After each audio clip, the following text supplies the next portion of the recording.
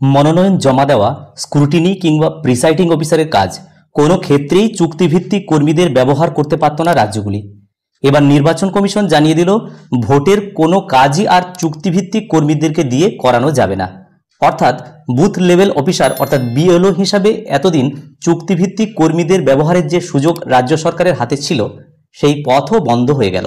বিভিন্ন দপ্তরের অস্থায়ী সরকারি কর্মী, প্যারাটিচার, আশাকর্মী এবং অঙ্গনওয়াড়ি কর্মীরা বিএলও হিসাবে এতদিন কাজ করতেন। কমিশন জানিয়েছে, কোনো রকম চুক্তিভিত্তিক বা ভাতা পেয়ে থাকেন এমন কোনো কর্মীদেরকে দিয়ে এই কাজ আর করানো যাবে না। জেলায় জেলায় এই মর্মে বার্তা পৌঁছে গিয়েছে।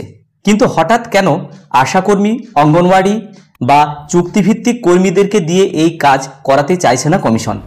আধিকারিকদের বক্তব্য, অন্যান্য রাজ্যের এই কর্মীরা আধা সরকারি হিসাবে মর্যাদা পান, কিন্তু পশ্চিমবঙ্গে এই সমস্ত কর্মীরা হয় পুরোপুরি চুক্তিভিত্তিক কিংবা স্রেফ ভাতা পেয়ে থাকেন।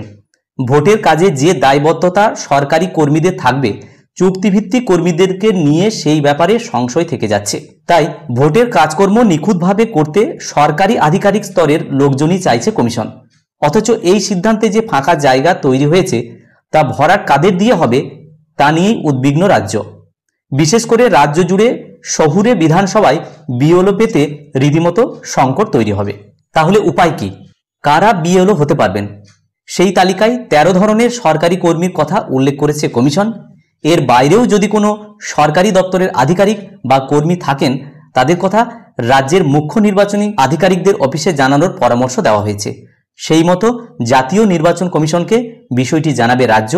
কমিশন যদি নিয়ম শিথিল না করে, সেক্ষেত্রে রাজ্যে নির্বাচনের কাজকর্ম নিয়ে বড় ধরনের সমস্যা তৈরি হতে পারে।